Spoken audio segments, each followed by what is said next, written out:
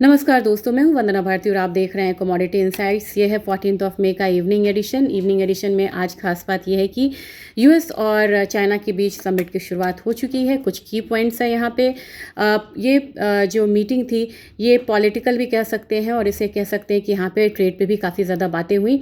Political ये रहा, जैसा कि हमें यहाँ पे उम्मीद थी कि यूएस का दबाव रहेगा कि वो चाइना से मतलब अपने इन्फ्लुएंस का इस्तेमाल करते हुए डीएस्केलेशन की बात करें, जबकि यहाँ पे ये भी चीज़ यहाँ पे एक्सपेक्टेड थी मार्केट में कि चाइना यूएस पे दबाव देगा कि वो ताइवान वाले मामले में यहाँ पे हस्तक्षेप ना करें। ऐसा ही कुछ हुआ है और कुछ यहाँ पे ट्रेड एग्रीमेंट्स भी हुए हैं। खासकर एग्री कमोडिटीज़ का जो एक्सपोर्ट है वो यहाँ यूएस से हो सकता है चाइना में। एआई पे भी यहाँ पे बातें होने वाली है। क्रिटिकल मिनरल्स का जो सप्लाई है चाइना से वो उनके कार्ड्स पे है। तो कल भी मीटिंग यहाँ पे जब कंटिन्यू होती है तो देखते हैं कि और आउटकम यहाँ पे क्या निकल के आता है। नतीजा क्या रहा? नतीजा ये रहा कि S&P 500 यहाँ पे अगर आप देखेंगे रिकॉर्ड हाई पे है और इसका मार्केट कैप जो है $11 ट्रिलियन तक चला गया, जो कई देशों का यहाँ पे नहीं होता है। चलिए, ये तो बात हुई यूएस मार्केट की। अपनी मार्केट की बात करेंगे। अपने मार्केट में आज इन्फ्लेशन डेटा डबल होके आया और अगर भारतीय बाज़ार की बात करेंगे तो अपना INR यहाँ पे रिकॉर्ड रूप से गिरा है और एक नई डिप्रिशिएटेड वैल्यू हम लोगों ने आते हुए देखी। और गोल्ड की बात की जाए, अब यहाँ तो गोल्ड आपको $4700 के करीब यहाँ पे ट्रेड करता हुआ नज़र आ रहा है। बहुत ज़्यादा मूवमेंट नहीं है। 4690 का एक लेवल है। हल्की सी गिरावट है यहाँ पे। हल्की गिरावट अपने बाज़ार में भी आई है। 1,61,775 के करीब है।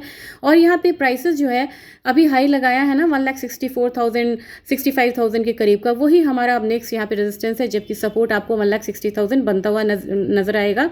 फिलहाल में लग रहा है कि अभी बहुत ज़्यादा यहाँ पे ट्रिगर्स नहीं है जो इसको डाउनसाइड दे। लेकिन सिल्वर में मैंने आपको एक अपडेट भी यहाँ पे दिया था कि सिल्वर में एक वॉलेटाइल मूवमेंट आ सकती है क्योंकि काफ़ी ज़्यादा इन्वेंट्री यहाँ पे कम हुई है।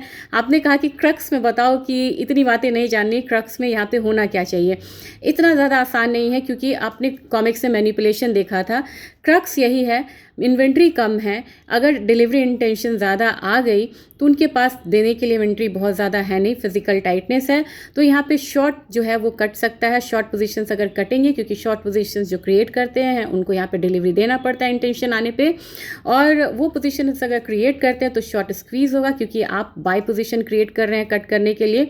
तो एक बाइंग जो है वो यूफोरिया एक निकल के आता है सिल्वर में, जो हम लोगों ने पहले भी आता हुआ देखा है। लेकिन इसके चांसेस मैंने कहा कि अपसाइड आ सकता है यहाँ पे $95 $100। लेकिन इसके अलग भी यहाँ पे स्टेप्स होते हैं। सबसे पहले याद करिए कि मार्जिन्स यहाँ पे बढ़ा दिया जाता है और वहाँ से एक पैनिक फॉल आता है। इसलिए मैंने बोला कि सिल्वर में थोड़ा थोड़ा आप प्रॉफिट बुक करते हुए चलिए। अब यहाँ पे आज इसका एक एग्जांपल आपको देखने को मिला है। 2,88,224 के करीब है। 12,000 का एक फॉल सिल्वर में आया है। 2.5% की गिरावट है। तो क्या यहाँ से अब यहाँ पे हम निचला स्तर देखेंगे? जी नहीं। अब यहाँ पे इसने $85 का जो लेवल है वो क्रॉस किया है, $80 का। अब मुझे लग रहा है कि सिल्वर यहाँ पे गिरावट पे खरीदना ही चाहिए और एक करेक्शन अभी आने दीजिए, मार्केट को क्लियर होने दीजिए, फिर यहाँ पे एक बाइंग जो है फिर टर्न होके आएगी और वो आपको फिर से $92 तक ले जा सकती है सिल्वर में। $95 $97 ये आने में अभी टाइम लगेगा। तो बिल्कुल क्लियर आज के दिन करेक्शन है, लेकिन करेक्शन पे थोड़ा शॉर्ट टर्म में हो या लॉन्ग टर्म में हो, सिल्वर आपकी बाइंग की कमोडिटी है। चलिए अब अपने बाजार में बात करेंगे। 2,88,200 का लेवल है। अपने यहाँ 2,80,000 का एक सपोर्ट बनता हुआ नजर आएगा, जबकि आपको रेजिस्टेंस पता है 3,05,000, यही हमारा रेजिस्टेंस है। ऑयल की बात करेंगे। ऑयल बिल्कुल स्टेबल बना हुआ है। $103 के करीब यहाँ पे एक रेजिस्टेंस आ सकता है। 97.44 अपने बाजार में ट्रेड हो रहा है। अगेन $9,400 का एक सपोर्ट यहाँ पे है, जबकि अपसाइड मूवमेंट 10,000 का है। अगर आप कहेंगे ट्रेडिंग पॉइंट ऑफ व्यू से, मुझे नहीं लग रहा कि ऑयल में कोई बहुत बड़ी ट्रेडिंग अपॉर्चुनिटी निकल के आ रही है। नेचुरल गैस में आज गिरावट आई है। 2% का एक डाउन साइड है। 268 के करीब हमारा आता हुआ दिख रहा है नेचुरल गैस, जबकि इसमें बाइंग रह के आती है। लेकिन बाइंग आपको पॉइंट अभी वेट करना होगा।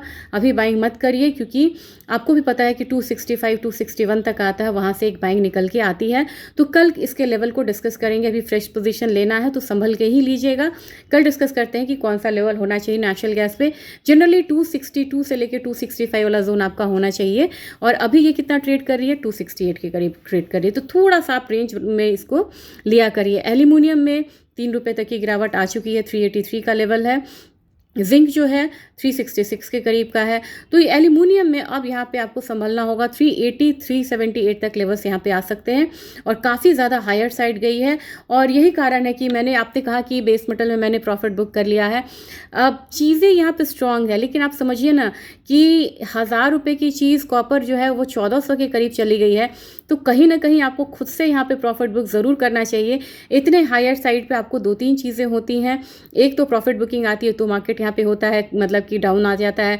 दूसरी चीज़ ये है कि कोई न्यूज़ आ जाती है, उसका भी इम्पैक्ट आता है। तीसरा चीज़ है कि मार्जिन्स बढ़ते हैं, इसका इम्पैक्ट आता है। तो हम अपने प्रॉफिट को लॉस में क्यों कन्वर्ट होने दें। तो इसलिए मैं बोलती रहती हूँ कि पार्शियल करते चलिए।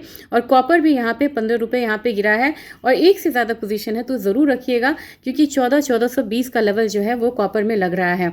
तो एक चीज़ फिर से यहाँ पे क्लियर कर दूँ, कॉपर हो, एल्यूमिनियम हो, जिंक हो, निकल हो, टाइमली करेक्शन ले रहा है, लेकिन ये सारी ही कमोडिटीज़, ये काउंटर ही आपको स्ट्रांग है।